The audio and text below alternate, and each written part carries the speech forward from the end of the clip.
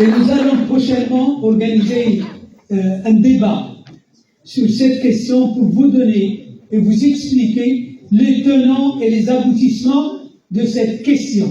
Et Dieu merci, notre pays avance, les acquis diplomatiques s'accumulent, le Sahara se développe et tous les Marocains sont prêts à défendre l'intégrité du pays. Et je sais combien vous, et beaucoup parmi vous sont nés ici, combien vous êtes attachés à l'intégrité du pays et combien vous êtes attachés à l'unité du pays et combien vous êtes attachés à la stabilité du pays. Donc c'est à nous de vous accompagner et pour vous donner les éléments nécessaires pour que vous soyez en phase avec le Maroc sur cette question.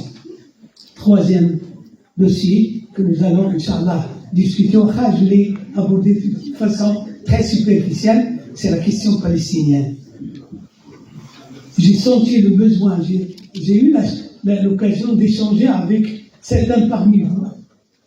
Et ils m'ont exprimé le besoin d'avoir plus de clarté dans la position du Maroc, d'avoir plus de clarté dans l'histoire du Maroc, d'avoir plus de clarté dans le rôle que joue le Maroc pour un lendemain meilleur où les deux États palestiniens et israéliens vivent en paix. Je vous remercie et je dois m'arrêter parce que je n'ai pas aussi la force de continuer.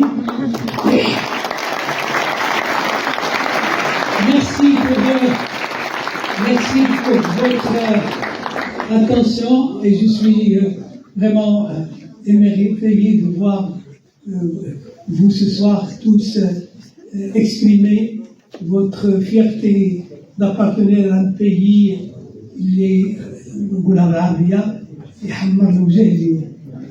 vous pouvez parler du Maroc, vous dites comme Ahmar. Il y a un Allemand et sur la bonne voie.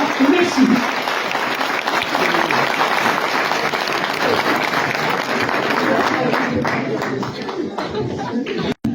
Engagés, motivés, mobilisés pour défendre nos intérêts et contribuer au rayonnement du royaume du Maroc, de son modèle, de sa culture et de sa civilisation, aussi bien au niveau de l'espace universitaire que du monde associatif. S'agissant du volet consulaire et administratif, je vous invite à vous approcher des consulats pour vous y inscrire et mettre à jour vos dossiers administratifs. Dans ce sens, sachez que, et là je parle au nom des 3 consulats généraux ici en Belgique, sachez que les 3 consulats généraux seront toujours à votre disposition pour mener à bien cette opération ô combien bénéfique pour vous tous. Et là, pour corroborer mes propos, je vais vous donner 2 exemples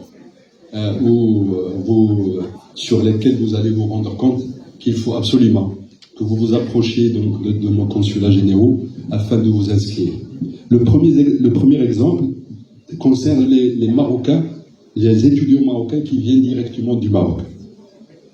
Et là, notre expérience consulaire a montré que, j'imagine que c'est le cas pour des dizaines d'entre vous, donc quand ils viennent ici en Belgique, ils ne s'approchent pas des consulats, donc ils ne s'inscrivent pas, et donc nous n'avons pas leur dossier, et il est arrivé souvent, notamment à la fin chaque fin d'année, donc il y a des étudiants qui veulent partir au Maroc, et malheureusement qui perdent leurs documents.